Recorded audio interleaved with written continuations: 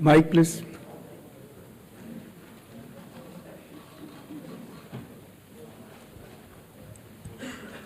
Sir, good evening. I am Prashant from Asianet News. Sir, here. Here. Prashant from Asianet News. As you know, after Rahul Gandhi's press conference, there are many issues coming up from different states, including states like Kerala. Will you initiate an inquiry into all these allegations which are coming from different states? Next, 5 questions. 22.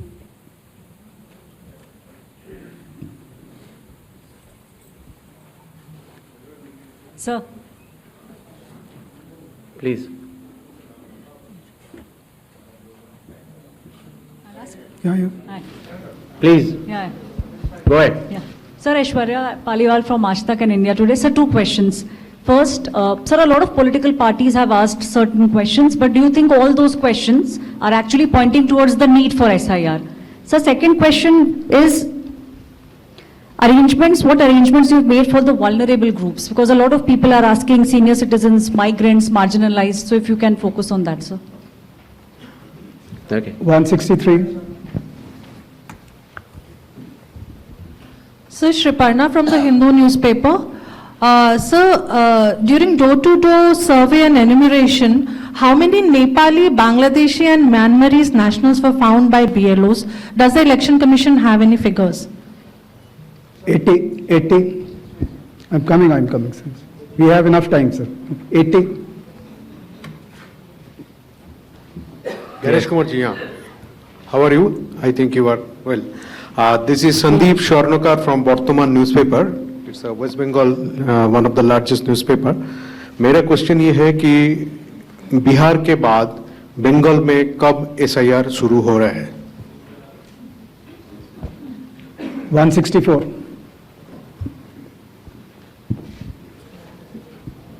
Sir Neeraj हूँ news 18 India से, network 18 से। हमारा सवाल है कि special summary revision सालाना तौर पे होता है हर साल, तो SIR की जरूरत आपको कौन सा मतदाता सूची दोनों प्रक्रिया से अलग मिलेगा, हम ये जानना चाह रहे हैं। और एक सप्लीमेंट्री सवाल है इसी के साथ कि आपने कहा कि कुछ पॉलिटिकल पार्टीज के नेता भ्रम फैलाने की कोशिश कर रहे हैं।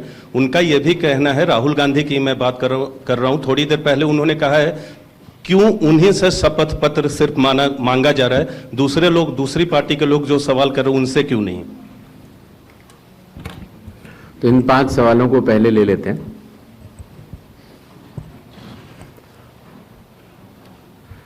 हमारे सारे मीडिया बंधुओं के माध्यम से मैं देश के मतदाताओं को ये बतलाना चाहता हूं कि जब भी मतदाता सूची का रिवीजन होता है तो उसकी प्रक्रिया वही होती है जो मैंने आपको अभी शुरू में बताई।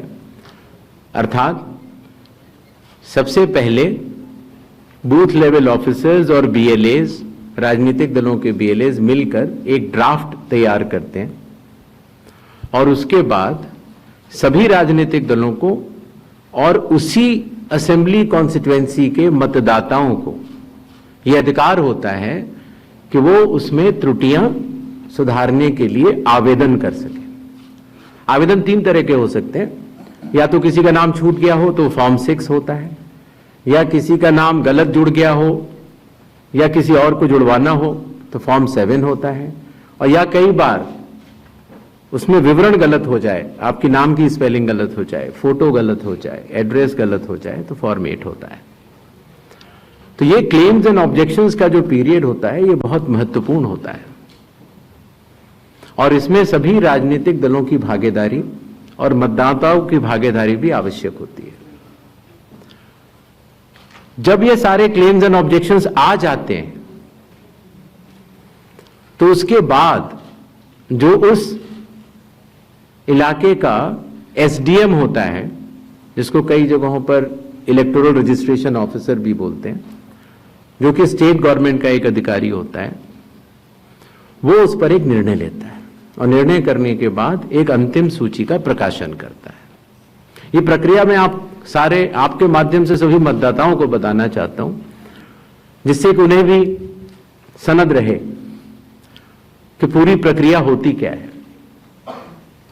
तो एक बार जब एसडीएम की तरफ से अंतिम सूची प्रकाशित कर दी जाती है, और याद रहे कि प्रारूप अर्थात ड्राफ्ट सूची भी पॉलिटिकल पार्टी से शेयर की जाती है और अंतिम सूची भी पॉलिटिकल पार्टी से शेयर की जाती है, और आजकल चूंकि तकनीकी का जमाना है तो वेबसाइट पर भी इलेक्शन कमीशन की अवेलेबल होती है। इसके बाद भी अगर कोई भी त्रुटि रह जाए तो उस जिले के डीएम के पास एक अपील होती है, और अगर डीएम से भी उस त्रुटि का समाधान न निकले तो उसके ऊपर उस प्रदेश के चीफ इलेक्टोरल ऑफिसर के पास एक अपील होती है। जो अंतिम सूची प्रकाशित हो जाती है उसके ऊपर हो जाते हैं चुनाव। जब चुनाव होते हैं तो पॉलिटिकल पार्टीज अपने कैंडिडेट्स को खड़ा करती हैं, और उन कैंडिडेट्स को यह सूची एक बार फिर दे दी जाती है कि इस सूची के ऊपर मतदान होगा, और यह सूची मतदान केंद्रवार दी जाती है। इस प्रक्रिया के बाद जब चुनावी मतदान होता है तो मतदान केंद्र के अंदर हर प्रत्याशी को यह अधिकार होता है कि वो पोलिंग एजेंट्स को नामित करे, और वही सूची पोलिंग एजेंट्स के पास भी होती है। तो उदाहरण के तौर पर जब हमारा कोई मतदाता जब मतदान करने जाता है तो पोलिंग एजेंट्स देखते हैं, और अगर कोई गलत व्यक्ति जा रहा है या कोई 2 बार जा रहा है तो उसके ऊपर ऑब्जेक्शन भी कर सकते हैं। मतदान प्रक्रिया समाप्त होने के बाद मतगणना होती है, और मतगणना के बाद रिटर्निंग ऑफिसर रिजल्ट्स डिक्लेयर कर देते हैं। यह एक डिसेंट्रलाइज्ड कंस्ट्रक्ट है। संविधान के अनुसार यह पूरी जिम्मेदारी चुनाव आयोग की है, लेकिन लोक प्रतिनिधित्व कानून के तहत चुनाव आयोग तो एक छोटा सा 800 लोगों का एक समूह है, तो लोक प्रतिनिधित्व कानून के तहत चीफ इलेक्टोरल ऑफिसर, हर जिले का डिस्ट्रिक्ट कलेक्टर जिसको डिस्ट्रिक्ट इलेक्टोरल ऑफिसर भी कहा जाता है, हर असेंबली कॉन्स्टिट्यूएंसी का इलेक्टोरल रजिस्ट्रेशन ऑफिसर जो कि एसडीएम भी होता है, बूथ लेवल ऑफिसर्स, ये सभी के सभी सिर्फ इसी काम के लिए चुनाव आयोग के पास डेपुटेशन पर भी रहते हैं, सिर्फ मतदाता सूची और मतदान कराने के लिए। तो जब रिटर्निंग ऑफिसर रिजल्ट डिक्लेयर कर देता है, उसके बाद भी कानून में प्राविधान है कि आप 45 डेज के अंदर आप उच्च न्यायालय जाकर एक चुनावी याचिका दायर कर सकते हैं और चुनाव को चैलेंज कर सकते हैं।